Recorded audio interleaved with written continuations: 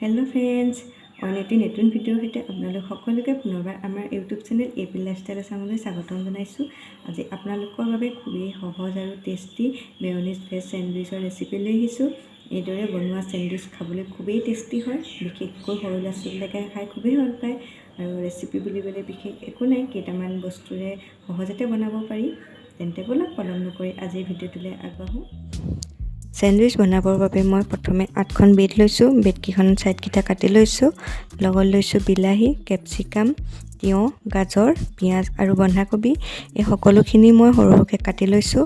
আৰু লৈছোঁ নিমখ, মেয়নিজ, চাট মছলা, ক'লা নিমখ আৰু বাটাৰ। প্ৰথমে মই এটা বাটিত এই সকলোখিনি চব্জি মিক্স কৰি ল'ম। আপোনালোকে শাক পাচলিখিনি নিজৰ ইচ্ছামতে দিব পাৰে। যদি কিছুমান পাচলি খাই আপোনালোকে বেয়া পায় তেতিয়া নিদিবও পাৰে। আৰু এতিয়া ইয়াত মই দিম নিমখ, ক'লা নিমখ, চাট মছলা।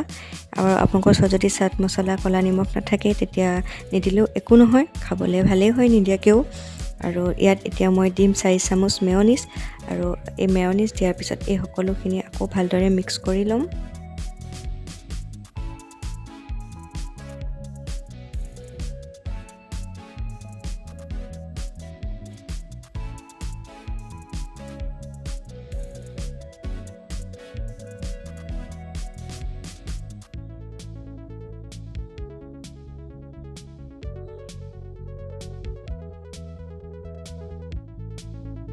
এতিয়া মই 4খন ব্ৰেডত বাটাৰ ভালদৰে সানি ল'ম। বাটাৰটো আপোনালোকে ভালদৰে সৰহকৈ সানি ল'ব, তেতিয়া খাবলৈ ভাল হ'ব। আৰু ইয়াত যদি আপোনালোকে বিচাৰে টমেটো চচ এতিয়াই দি দিব পাৰে, বাটাৰ লগতে টমেটো চচো সানি দিব পাৰে, তেতিয়াও খাবলৈ খুবেই ভাল হয়।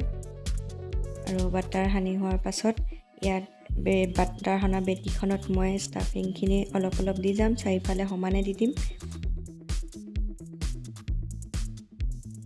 আৰু এতিয়া ইয়াত মই যিকেইখন ব্ৰেডত বাটাৰ লগোৱা নাই সেই ব্ৰেডকেইখনেৰে ওপৰত ব্ৰেডকেইখন ওপৰত দি দিম। আৰু ব্ৰেড মাজে মাজে এতিয়া কাটি দিম।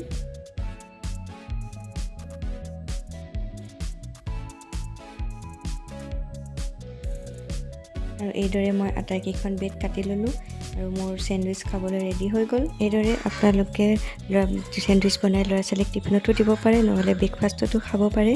আৰু ভিডিঅ'টো চাই যদি ভাল পালে লাইক কৰিব, কমেণ্ট কৰিব, শ্বেয়াৰ কৰিব। আৰু চেনেলটো যদি এতিয়ালৈকে ছাবস্ক্ৰাইব কৰা নাই ছাবস্ক্ৰাইব কৰি দিব। আকৌ আপোনালোকক এটা নতুন ভিডিঅ'ৰ সৈতে লগ পাই আছোঁ।